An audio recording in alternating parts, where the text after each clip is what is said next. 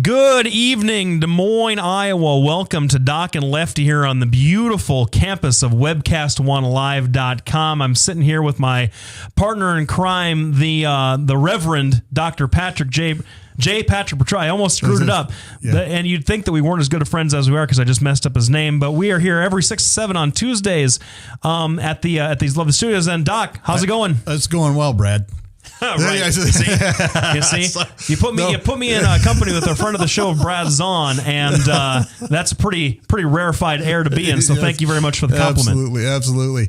So this is my second time in the studio today. So really? Yeah. Me and Ed tackled the that's Toledo right. You were on. How did that go? I thought it went pretty well. The problem is trying to explain to people that evil doesn't start on the 18th birthday. That children sometimes are evil, and sometimes they have a illness or whatever you want to call it that doesn't allow them to respond to therapy. And the third point I made was the success of therapy, because we had a couple of callers talking about, well, they need to have therapy when they're in there in basically kiddie jail. Well, they've already had, by the time they get to Toledo, they've had all the therapy they're going to get. Mm-hmm. They have done everything to avoid putting them in Toledo because it's very expensive to put them there. And the success rate of therapy is directly dependent upon, willful participation.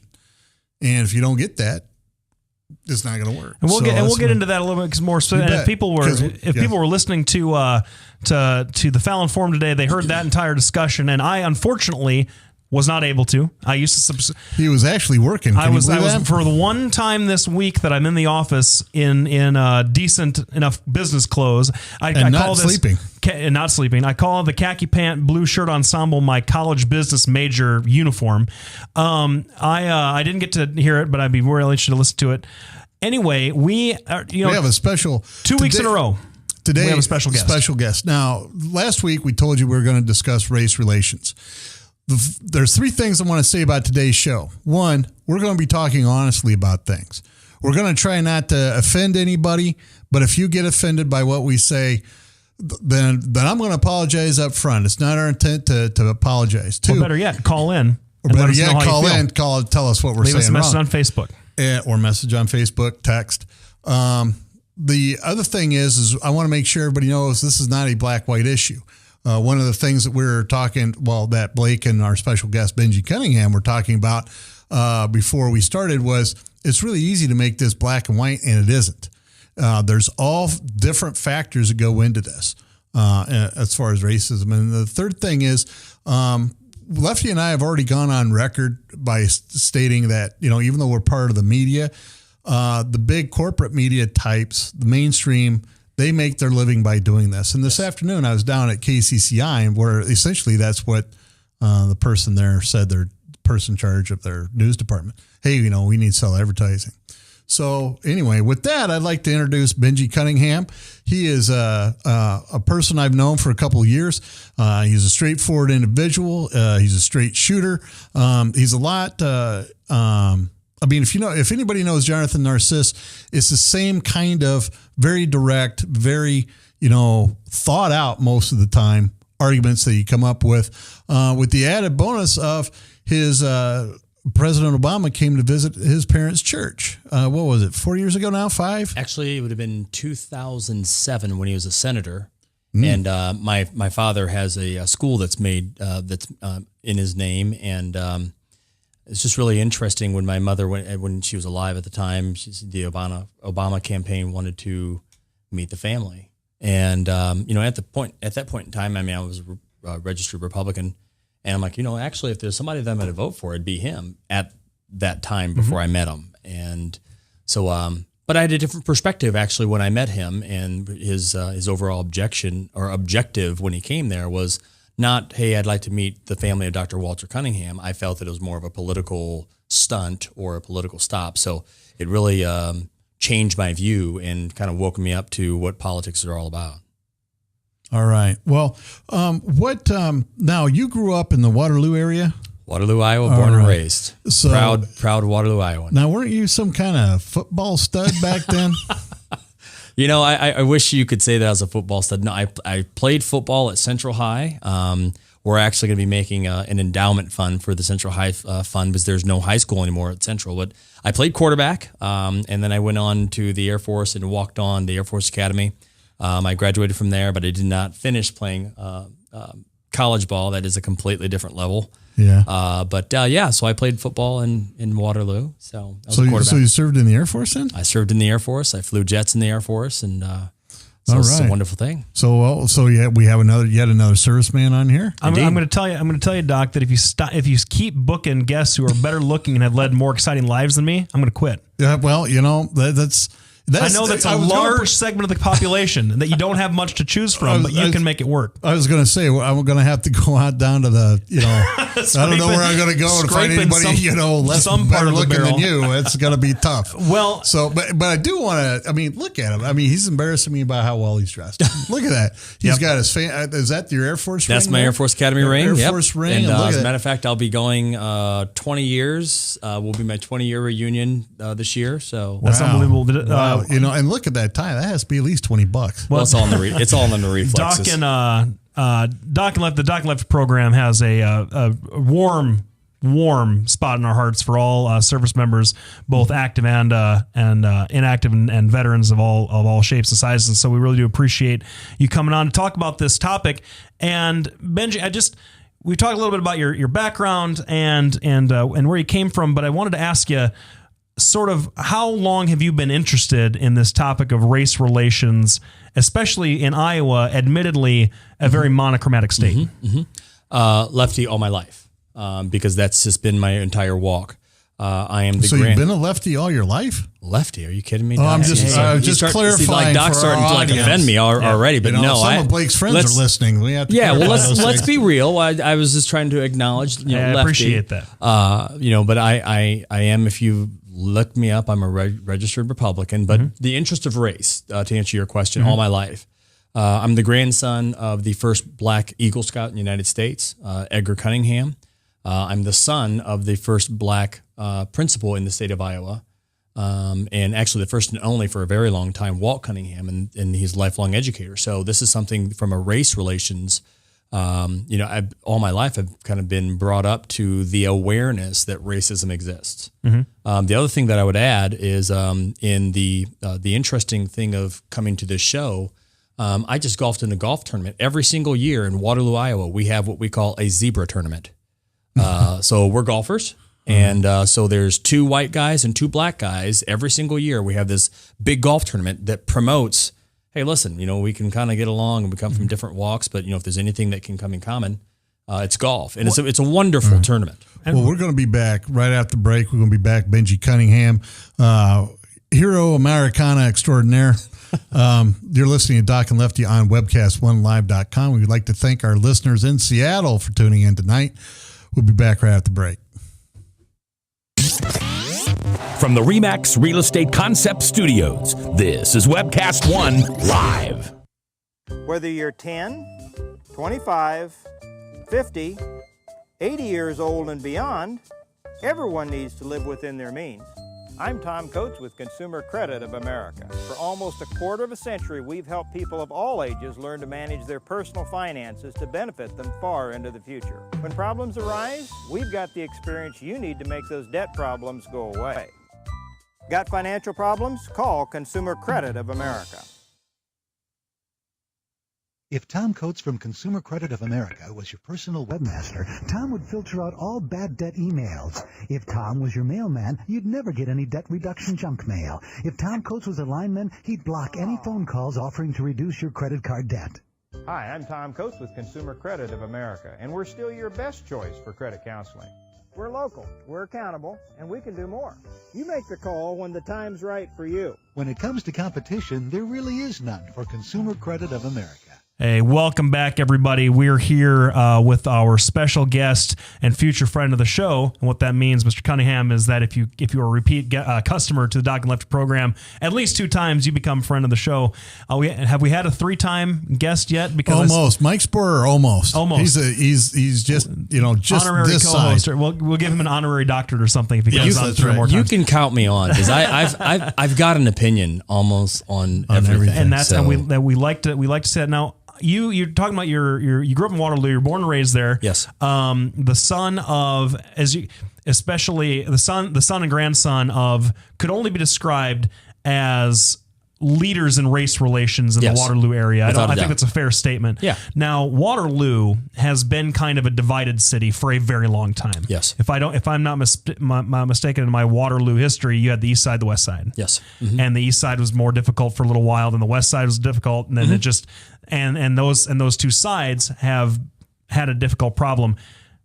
Kind of describe for our listeners, maybe not in a nutshell, the racial history and the racial issues that are part of Waterloo that maybe informed your perspective. My father was a high school principal, but at first he was a high school, actually junior high chemistry and math teacher.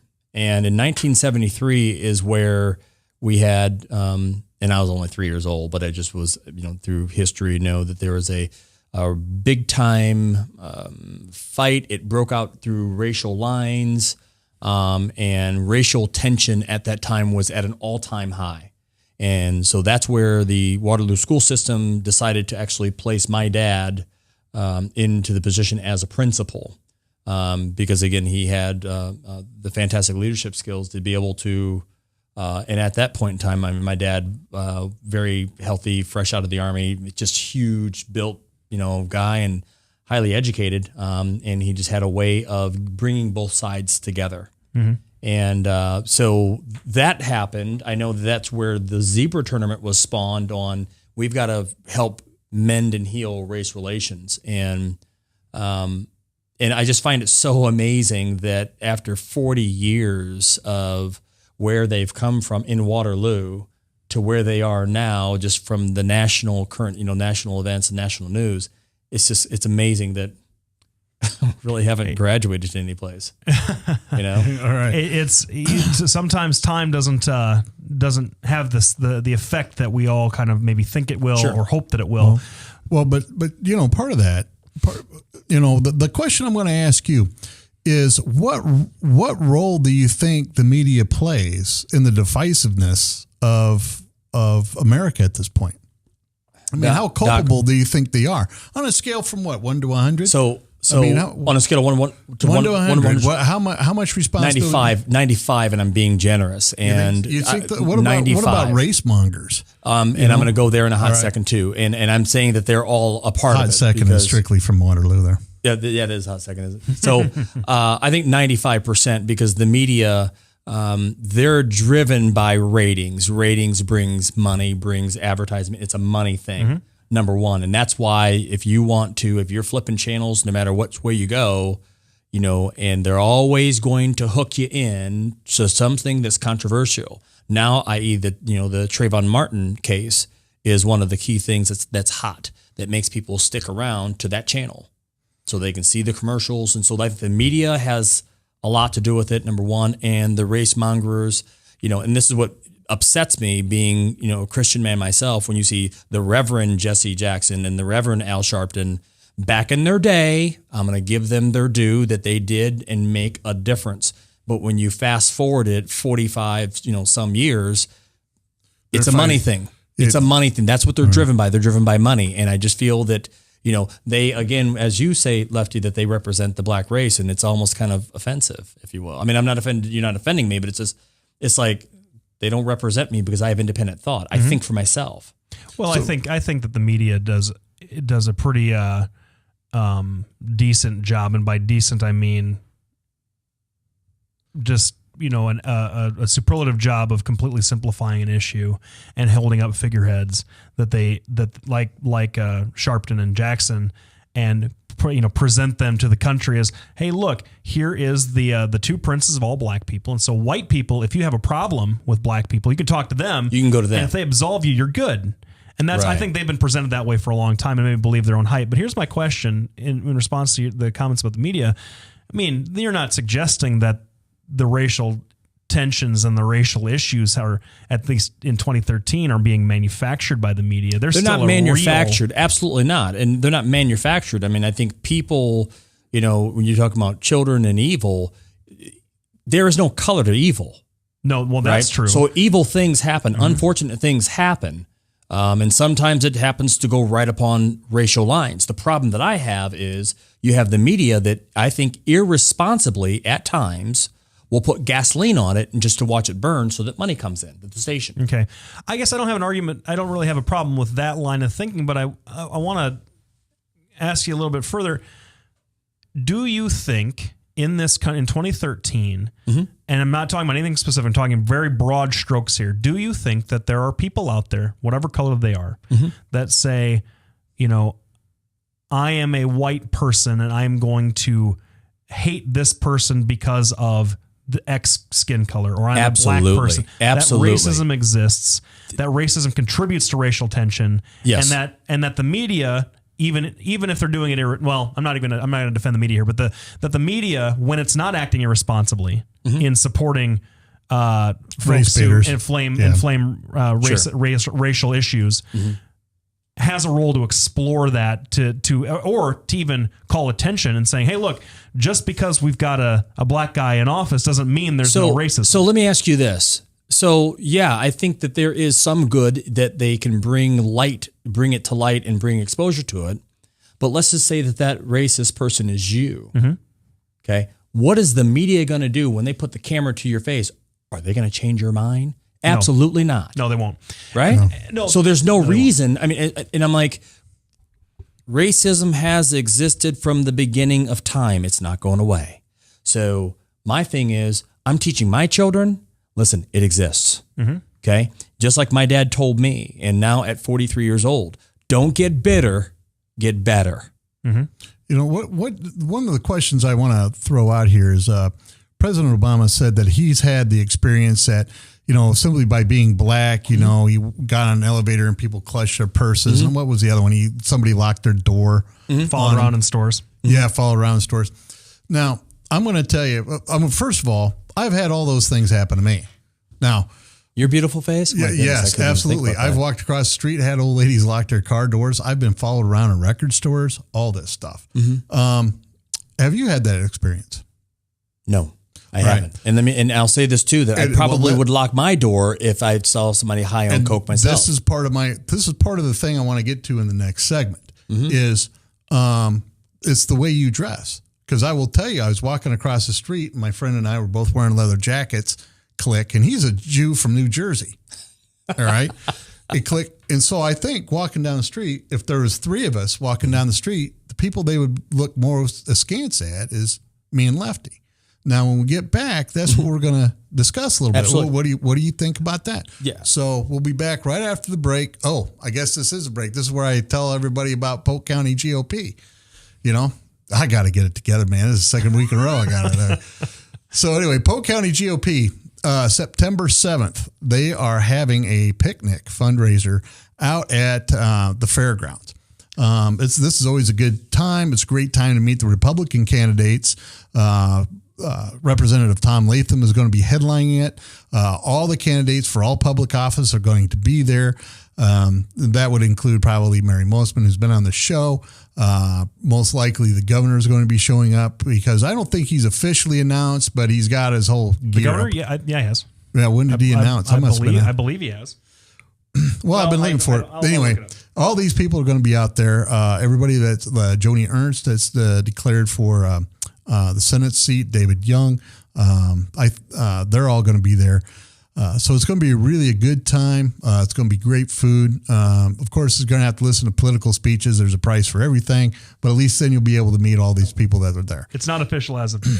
I don't think he's announced. But no. Yeah, it's not official, but he's coming in.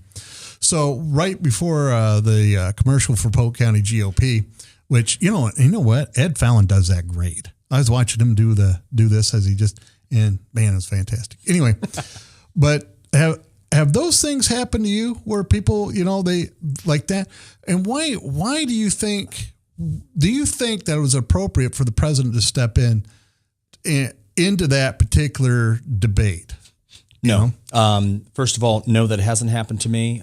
Is there a sense of angst? Sometimes you can sense that, but locking the doors, no. Clutching purses, no. I'll also say that I was in Vegas this last week, and at a business meeting, and I was in and out of the elevator all the time. And obviously I was dressed like this, but I wanted to test the experiment, just like our President said. Yes, you bet. So I got in the car, got in the elevator and, acknowledged the person and just kind of, you could feel if they're tense or not. You can kind of tell. Yeah, you bet. Body language, you bet. No, didn't happen. That's one thing. The other thing I will say though, is I too would get tense if I saw someone who potentially was, he did admit that he was on cocaine once, right? Yeah. Yeah, and marijuana once, right? Yeah. So was that the time when they were kind of a little Well, that'd be an interesting thing. And I guess I'm throwing a barb and it's probably inappropriate, but I'm just saying. Well, one of the things that I've mentioned here on the show, and I've kind of espoused this idea since the beginning of the Look at him shaking his head. If we're going to talk about druggy presidents, I think that your guy back from 2000 to 2008 takes the cake for alcohol and cocaine. All I'm saying, no. Let's get refocused. All right, I'm just okay. See this. That's why we have commercial breaks, so we can get the tension out of the room. So see, now you distracted me. God, I tell you, I need some Adderall. I'm going to stop. I'm going to stop you right here because I think that what we're proceeding down a path that suggests that the observation of the anecdotal observation of a particular person and the interpretation of that as such as having a racial overtone is invalid. And you just I'm not trying to go for a racial overtone. No, but you're saying that the president's comments don't hold any water because you've had a similar experience for people looking at you and you're a white guy. And I think that's I don't think why is that even less valid than what the president went through? But you just said by casting aspersions on the president's experience, you also throw in doubt your own experience. Your own experience. And I think that I just didn't think that it was the president's place to put his experience there. Personally, this is my opinion. Has he had the experience? Yes. Have there been other black people that have had the experience? Yes. Have I? No. Mm-hmm. In Waterloo, I was always at the Air Force Academy. Navigator training. Mm-hmm. I was always the only black person. Always.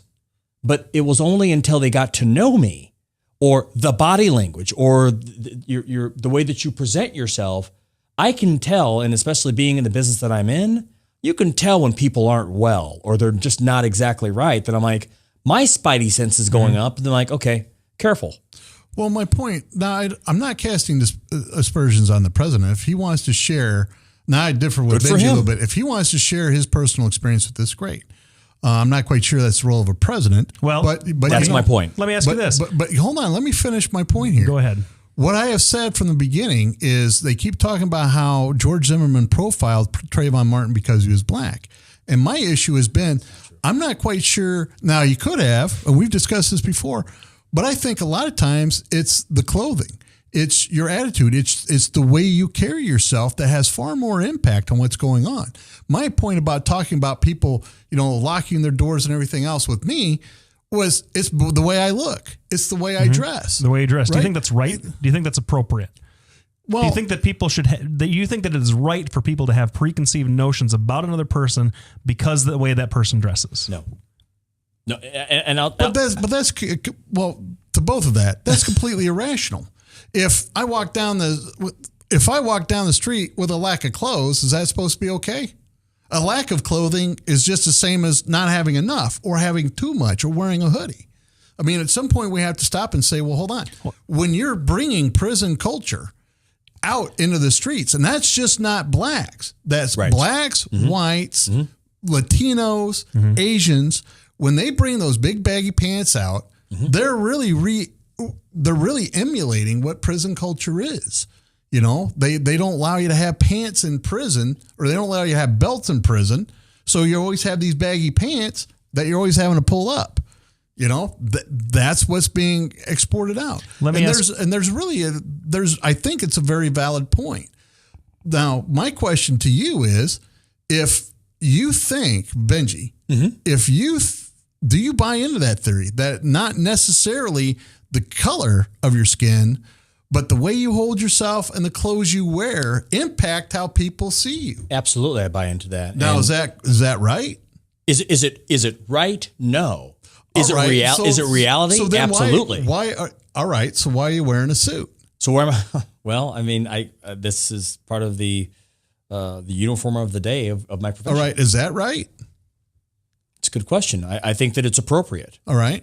You see what I'm saying? No. There are social constructs we all have to follow. And you're doing the same thing that you always do. You're taking two things and conflating them together in a way that it doesn't. That it really you're making a third issue that we're not talking about. And I'll put it to you very, very simply. Do you think that Trayvon Martin was asking to be followed by George Zimmerman? That's just as conflating as I would. No, it's not. Just as conflating as me. How about you listen to what I'm saying? Like I listen to you. Do you think that Trayvon Martin wearing a hoodie and baggy pants was asking to be followed and profiled by George Zimmerman because of what he was wearing? Do you think that he was asking for it? Was he profiling? Well, but that's a different. Let's assume that he was. Okay. All right. Let's assume he was profiled because to me, I think that's pretty obvious that's what happened. Do you think that? No, he wasn't asking asking for it, but he has to be aware of what the surroundings are. I mean, there's a reality to what you wear. And so, if today I was down at KCCI, and I walked in, everybody's in suits. I'm like this. Nobody took me seriously. Nobody wanted to hear what I had to say. Right. You know why? Because of the way I was dressed, the way I looked. Right. That's reality. But here's my second question to you then.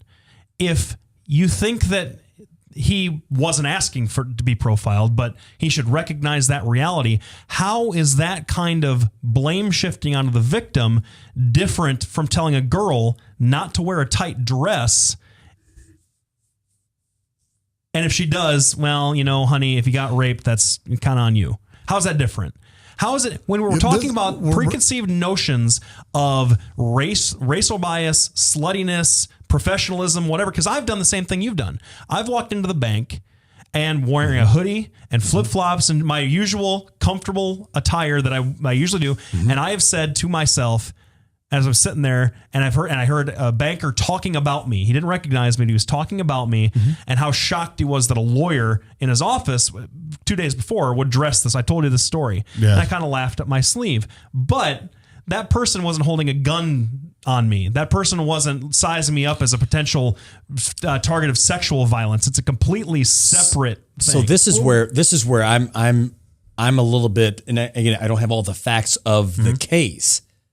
But if George Zimmerman is packing and he's following me and I've got a hoodie and it's raining, and this is what I'm understanding with the whole thing, and I turn around and somebody's following me, I'm not going to turn around and clock the dude. I'm going to, first of all, because I don't know the dude. Mm-hmm. So the first thing I'm going to say, can I help you?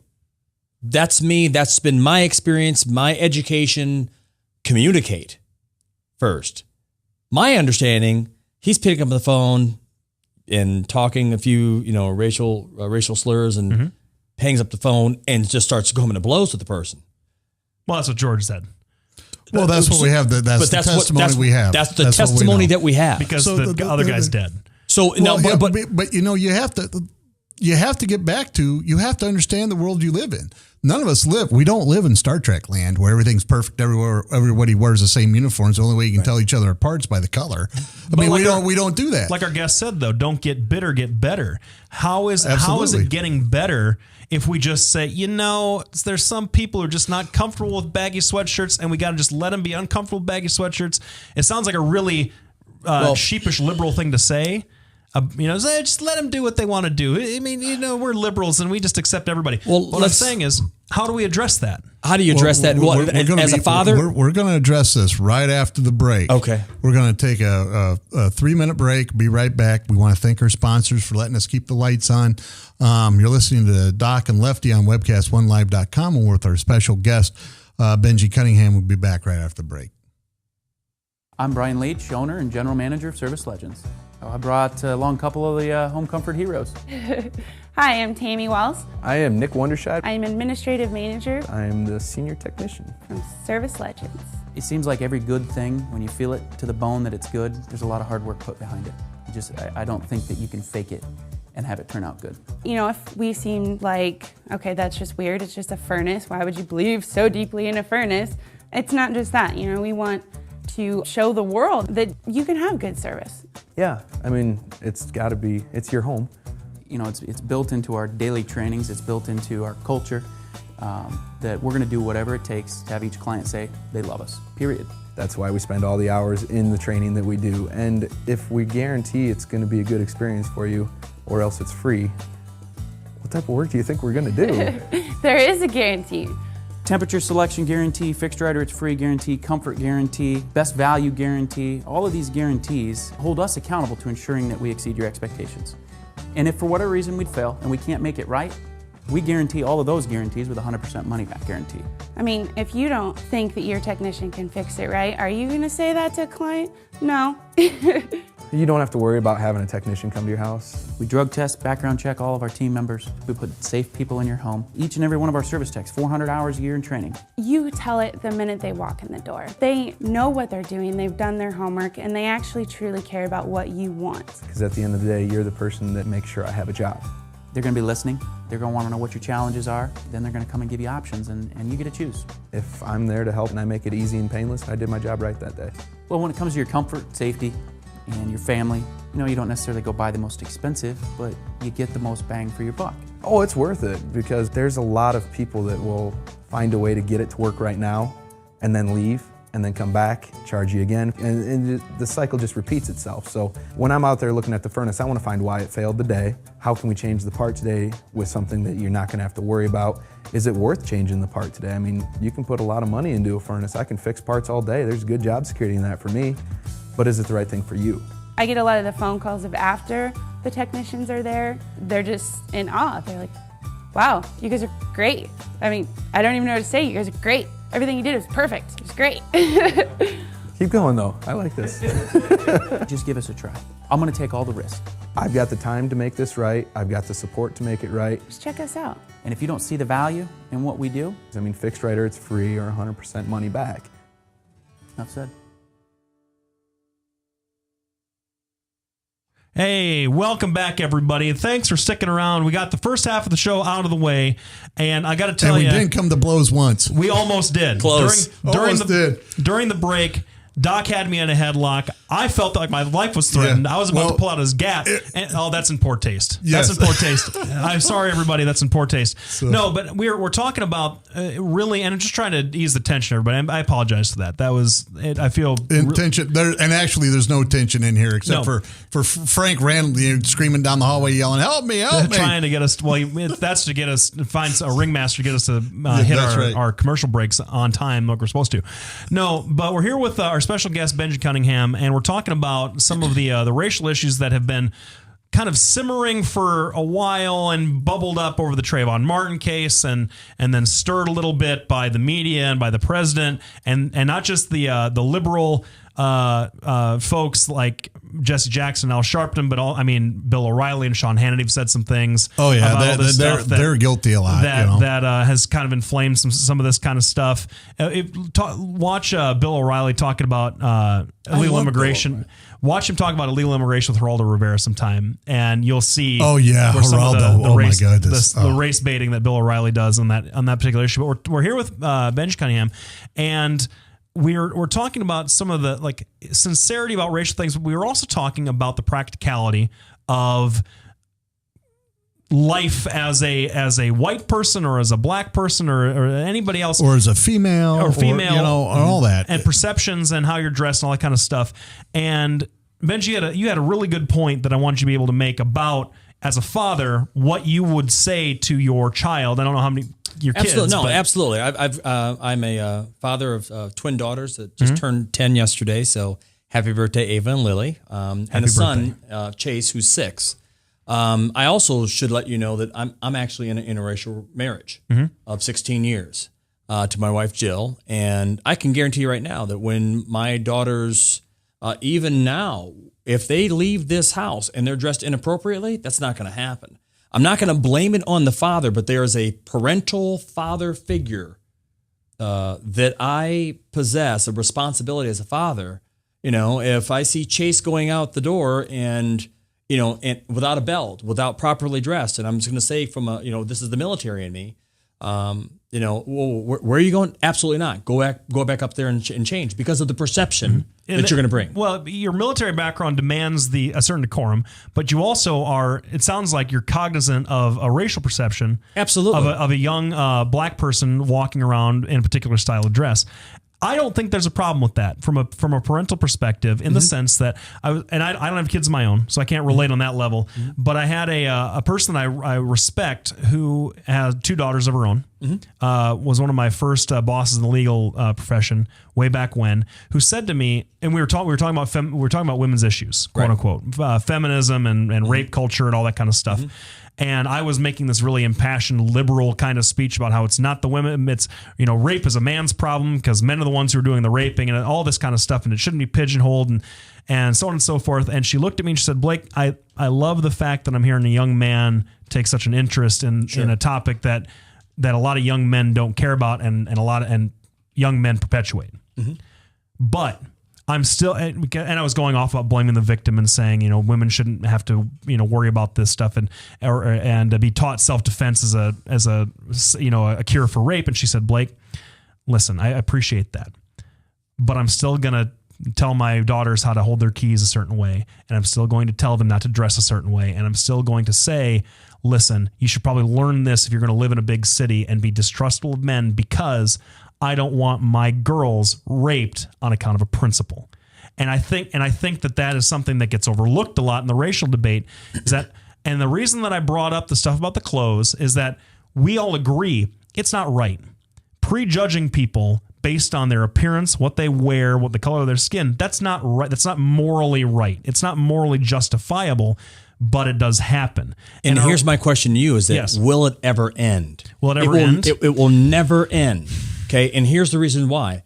I actually went into a store that I always go shop in. I had my sweats on, wasn't shaving at all, totally, completely blown off. Yeah. And I didn't at first think that it was a black-white thing. That wasn't the first thing that came to my mind. The first thing that came to my mind was, it was the way that I was dressed as to why I wasn't getting attention. So I proved a point. I bought $800. I had the money, so I bought $800 worth of clothing, and all of a sudden the attention started coming to me. Well, right. And so I thought it was the way that I was dressed. It wasn't a black-white thing on that situation. And I think you and I have been in the exact same situation. Absolutely. The exact same situation, because we're both, we like to be comfortable. We don't, I like being in a suit and I like being dressed up. Right. But I also like not having to do that. And then they were going to probably should save this I'll just kind of put this out there and we'll talk about it in a little bit. Sure.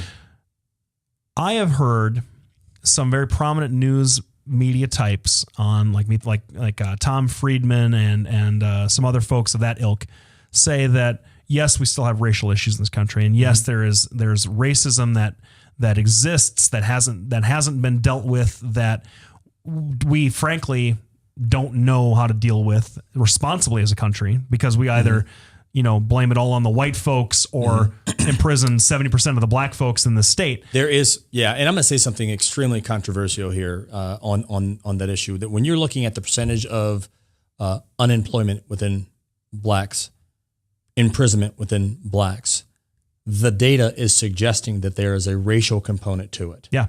Right? That's not beyond at all. That it's not controversial. What is controversial is the comment that Reverend Jeremiah Wright said one time when he was talking about Hillary Clinton. And this is where I do have beef with some of the liberal white people kind of speaking. We have about 30 seconds left. Okay. I'd have to save the comment, but it's like, how dare you make a comment about racism when you've never been black? You've never been called the N-word. Sure. So I'm like, you have no reason nor any room in your television show to even speak in that thing when you've never walked the life. We're going to be back. We're going to continue our race debate with Lefty and I and Benji Cunningham right after the break. You're listening to webcast1live.com. We're here every Tuesday from 6 to 7 p.m. We'll be back right after the break. Drink, dance, party. Kitty's is the ultimate dance club in Des Moines. A huge dance floor with room to move, 3 bars to keep your drinks full, and kickin' DJs playing all your favorite dance music. At Kitty's, we've always got your birthday party planned with Birthday Fridays. That's right, when your birthday rolls around, there's only one place to go. Gather up your friends and head to Kitty's, where you drink free on the Friday of your birthday week. Find out more about Birthday Fridays at kittiesusa.com. Kitty's, all kinds of people, all kinds of music, all kinds of fun. Drug and alcohol addiction slowly steals a person's identity, tearing away pieces of their life little by little until one day it seems like the hope of a happy future is gone and there's no chance of getting it back. Here at St. Gregory Retreat Centers, we can assure you that there is hope. Our unique approach to recovery begins with the understanding that the dysfunction and damage caused by addiction can be overcome, not just dealt with. Don't let another day go by. Call St. Gregory today. From the RE/MAX Real Estate Concept Studios, this is Webcast One Live. Hey, welcome back, everybody. We are we're here with our guest the entire hour, Benji Cunningham, who has very graciously come to the show and is also he's proclaimed his love for the Doc and Lefty program on numerous occasions during the breaks, even on the show. So we know that he'll be a constant and a recurring guest. I'll be back. More happy about that, especially because we found another conservative minded person willing to sit in the same room as me, and we know from experience and not vomit or get sick or get the hives or anything. It doesn't happen very often. It doesn't. And this is something that anecdotally that we've seen when we go to conservative events.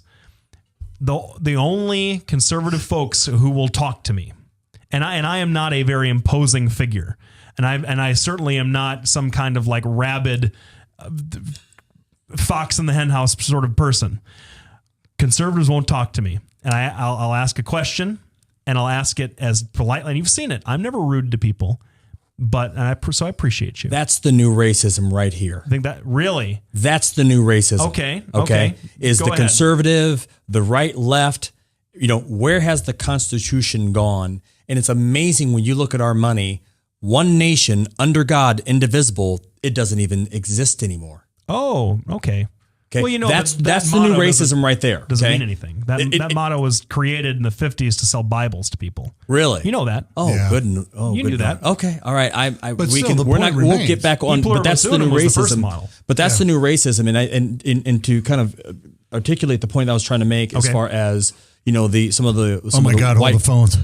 We got a call. We have a call? We have a call. All right, let Benji finish up. We'll stick our headphones on. Absolutely. I'm just going to say, just to articulate the point, is that some of the white commentators that say that, that talk about their experience, and it's like, this is wrong. And it's like, you know what? Actually, just look at the facts and just look at the entire picture, then just go off of political expediency. And I'm not really articulating my point right there, but it just makes me mad about the Chris Matthews and all those types of people. Well, are you saying that the comment that I make about feeling like conservatives won't talk to me, that's a new, like a neo-racist comment to make? Or are you saying that the party, like the political... That's the new discrimination. Ideologies, I think we discriminated against each other. Like liberals hang with liberals, conservatives hang with conservatives. Absolutely. And I think let's get to our caller. Caller, you're on the air. This is Doc and Lefty. Hey, good evening. This is Dr. Tom Yo from New York. Tommy, what are you doing, Tom? All right, loving the show tonight. I want to applaud your guest there. Hoo-ah. Hoo-ah. From the Army. Yeah, he's out in the... I'm a Zoomie. So, I'll tell you about Tommy after the break here. All right. So what's your question, Tom? What's your comment? Yeah, I just, this is my input. Well, first, perception is reality. And based on the Zimmerman and Trevon case, the media overlooked a lot of the data that was out there, especially the FBI, the information. The first point was that there was a gang in the neighborhood, the community called the Goons, and they would walk around and rob wearing hoodies. So that was what was profiled. And if you read the court transcripts, that's what came out. He did not profile, and if you listen to the 911 call, he mentioned an individual that looked suspicious wearing a hoodie. At no point did he mention the color of the person. It was the operator that mentioned that he was, whether it was black, white, and he said, yes, it wasn't Zimmerman. So he profiled not his color, he profiled the way he dressed, and that's what you're discussing tonight. So that was one point. The second point, talking about personal profiling. Now, I'm here in New York City, and I'm trying to buy an office, and I do a lot of community outreaches in the South Bronx. I practiced in the South Bronx for 17 years. The demographics are that the population makes less than $17,000 a year. So now I'm trying to buy in the Upper East Side where the average apartment, the range is $5.58 million. So I have my own website, and it improves all my my outreaches. And actually, Doc has been a part of my outreaches as well. And basically, these individuals in this type of community demographics, they basically profiled me. And I was termed as I was too political, and that is a code word used for whites, that if you're too political, that means you are associating with a certain demographics, and that was held against me. So, we're profiled as well. It's just profiled differently. We're profiled based on who we socialize with and also our social economical status. Do we make enough to live and work in a particular community? This is not addressed. All right. Well, one of the things that I was going to say, and I drifted off of the point. We could talk about it maybe in the last segment that it goes to Dr. Tom's comment, is that while I think that racism is an issue in this country, and I think that racism has been an issue this entire time and will continue to be an issue because we can't figure out as a society a responsible way to address it, I believe that the single largest, well, not single largest, but I think that what's going to persist beyond racial discrimination is classism. And I think that the discrimination between the classes, and Doc should not be surprised that I would have this opinion, that the discrimination of between peoples of different class distinctions, that's going to be the thing that really separates people going forward, because it's the thing that has separated us for thousands of years as a human society. Yeah, because I kind of know what Tom's talking about out there in New York. He is rather, he's a rather gifted orator, and he's very politically astute, and so I'm sure they're not wanting him in there because he's part Irish. Would you think that's it, Tom? Yeah, actually, it's like, do I change my last name? But absolutely, and Lefty, you hit the nail right on the head about the class, or in some countries they'll call it the caste system. Mm-hmm. But absolutely, and as financially, economically, as the country is getting more difficult and it's getting harder to dysfunction your daily, everyday routine, and financially, it's going to make the divide to be greater, especially for the middle class. They're being pushed down into the low class. And you're going to see more and more individuals becoming angry, and they're going to start to look look for differences to say, "I got you, I'm better than you." And again, that racial issue has just come right back out. Something that we're trying to overcome. It's you always look for something you have in common for people, and if there's something that's not as common, that's what they're going to point and look to take advantage of. All right. Well, we're going to take a break, Tom. Thanks for calling in. We appreciate your opinion. We'll be back right after break. You're listening to Doc and Lefty on webcast1live.com. Right now, I'd like to thank the Polk County.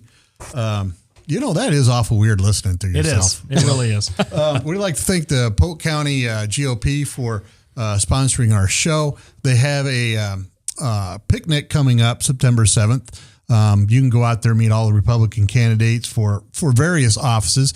Representative Tom Latham is headlining the speech giving out there, the speechifying, I guess. If you're from Iowa, like we are. Yes. And so we want to thank them for sponsoring us. You can call them at 280-6438 or go to polkgop.com. And don't we have some friends at Ford Dodge to help sponsor the show as well? Well, we do.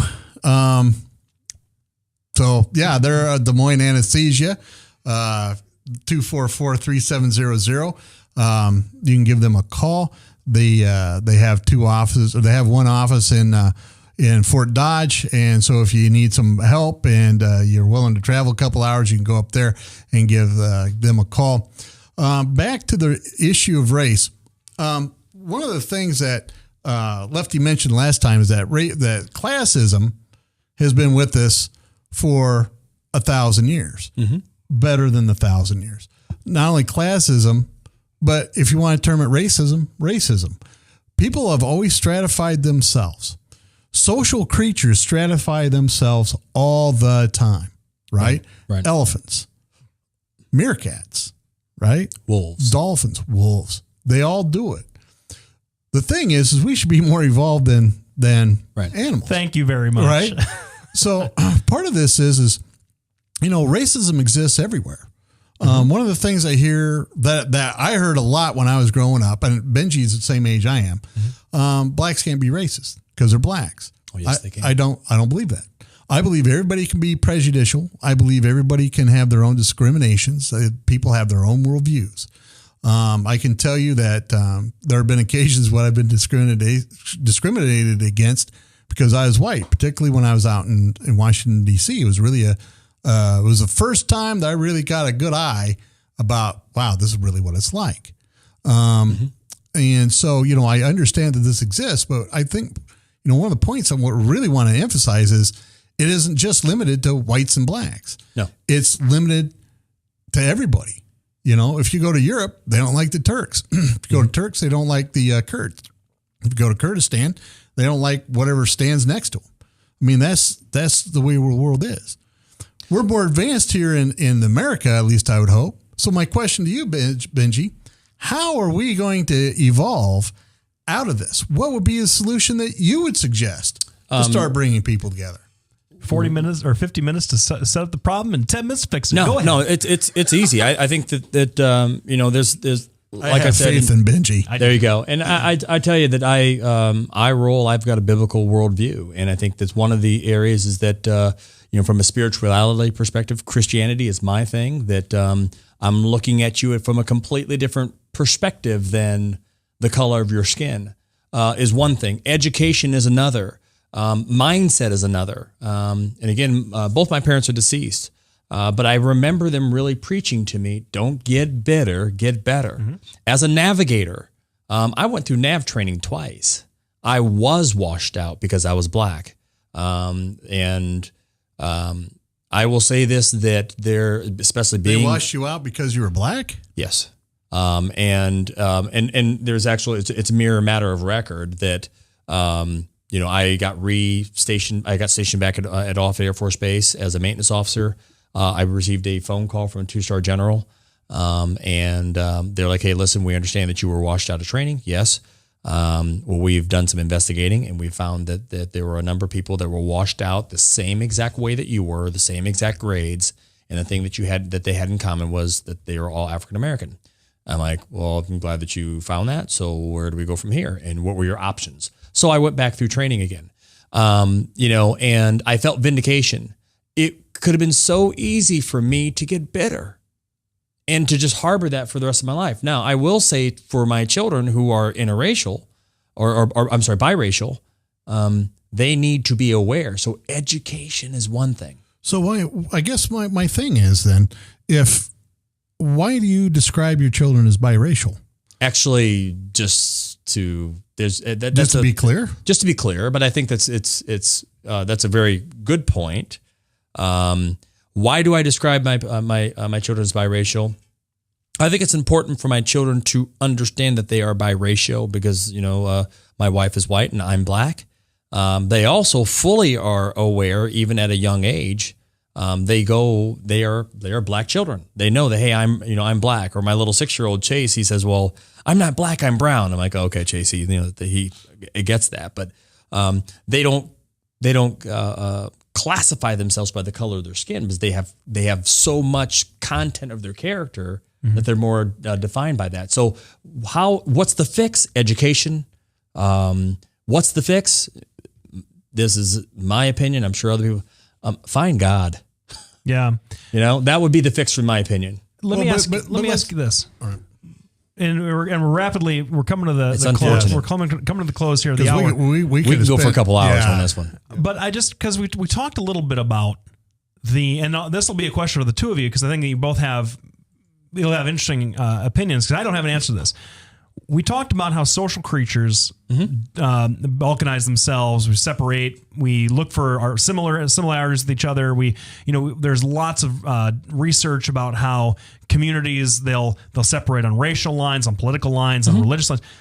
There are so many different ways that human beings divide ourselves up: politics, race, religion, class, all just numerous things. Why is it that race seems to get the most attention? It seems like we're always talking about the race debate. It's the oldest one. You think it's the oldest one? It's the oldest one. Not ethnicity, not language, not religion. In this nation. In this nation. It's the oldest one. And it was enshrined in the Constitution. Well, I don't have an opinion to that. It was the racial divide in this country was written into our law from the very, very beginning, wasn't it? Well, why don't you explain that for our listeners? Well, the 3/5 compromise. It was the only way to that's what I'm talking about. Okay. Yeah. No. And see, we're not lawyers, so that's the only thing. That's what I was talking about. Sure. Okay. So 3/5 slavery wasn't expressly outlawed until several decades later. Well, you see what kind of law you get when you compromise. It's a terrible law. Honestly. I mean, down with the debt ceiling, right? Down with the debt ceiling. Down. Oh, Ed and I agreed that we should be whacking the government. Cutting it down to size. Well, sure, absolutely. So sure, totally agree on that. But it's education. Yeah, it's education. If you're educated, you force yourself into a higher thought process than just by appearance. Even if you go to a liberal-dominated college or university. Well, it depends upon the perspective. I would say that. Well, there's a bunch of shirts that I would like to sell that say, I survived getting a college education and I'm still a conservative. Hey, there's been you should read the research that I can't remember this is useless. But you can Google what I'm about to tell you. Some sociologists did research about the whole liberal college thing a few years ago, and they found, first of all, that yes, most colleges have a decidedly liberal bend to them, and that's really not an argument, but that people who went in conservative more than likely came out conservative, and people who went in liberal more than likely came back out liberal. Very interesting. And to that say the university experience didn't change people's politics over the course of the Well, I appreciate the data. I went to the Air Force Academy because my father actually was very much a Democrat. My mother and family were very much Democrat. I went into the Air Force Academy as a Democrat. Mm-hmm. And what actually changed me over to being a Republican was the commander-in-chief at the time, because he had an integrity problem. Oh. And it made me vote different. Oh, boy. Okay. Oh, boy. It is what it is. Counts. Because, because really, if... Has anyone ever heard that word? Yeah, if what Clinton did was okay... Then why does anybody care about Anthony Weiner? Really? Why is the Democratic Party coming down on him now? Right. Hey, it was just sex. Right. That was the excuse back then. Mark Foley, you're senator in Louisiana. I mean, it's just sex. Evil is evil, right? It's just sex. Sin is sin, right? It's just sex. So anyway, let's get back to the race debate, and that is what we know is, well, and I think we can all agree on this. You need to be educated. You need to talk to people of other races to get their perspective. And 3, even though it's our nature to profile, we don't have to be animals. I think the 3 of us can agree on that, at least on those basic points. I'm 100% behind you. Yeah. So I'll also say that with regards to the media, and as my wife kind of, I wish my wife would actually call in, but she kind of sent her little opinion, but I think just stop bringing it up in the media. Opinion? Oh my God, he's a chauvinist too. I know. Not only is he racist. Oh, easy. I totally honor my wife. A misogynist. I cannot believe it. Completely. No, I want my wife to call into the show. My point is that and give her a little opinion. It's just stop feeding it in the media, and people will stop harboring on it. That's right. And so that's my point. No, I'm going to tell you, I want to thank Benji for coming on the show. This is awesome. I already know what kind of quality wife he's got because Benji's a quality man. So, I'm happy. I'm happy that they're happy together. Are you going to be playing anywhere this week, Blake? Not this week. Well, if you want to come out, this is just down the street from your place. I'll be doing some dinner appearance from 6 to 8 at the Urbandale Hy-Vee on the 12th. That's it's either invitation only or you have to buy tickets to go or something. Yeah. I'm not sure exactly what it is yet. But they're actually going to let you play? Yeah, August 12th from 6 to 8. They want me to. They're going to fill the restaurant, want me to entertain for 2 hours. Other than that, I'm not doing a lot of stuff in August. I'm preparing for just my entire fall is trial after trial. So yeah, I had my summer. We want to thank Benji Cunningham for coming on. We really appreciate his opinion. That's awesome. I'm glad that we only gave him 5 minutes to solve the racism issue. Me too. You're listening to Doc on Doc and Lefty. I'm hoping to get Mike Sporer in next week for a guest host since I'm going to be out of town. hopefully we'll come in. Maybe we can talk Benji coming in if Mike isn't in. So I'll be here. We want to thank everybody for tuning in today. We're still just that far from the website. We'll be back next week. Thanks a lot for tuning in. Thank you, everybody. I'm in this thing every week. Hi, I'm Representative Tom Shaw, and I love these guys. Both of them. Love these guys. Get over here. Get over here. Love both of them.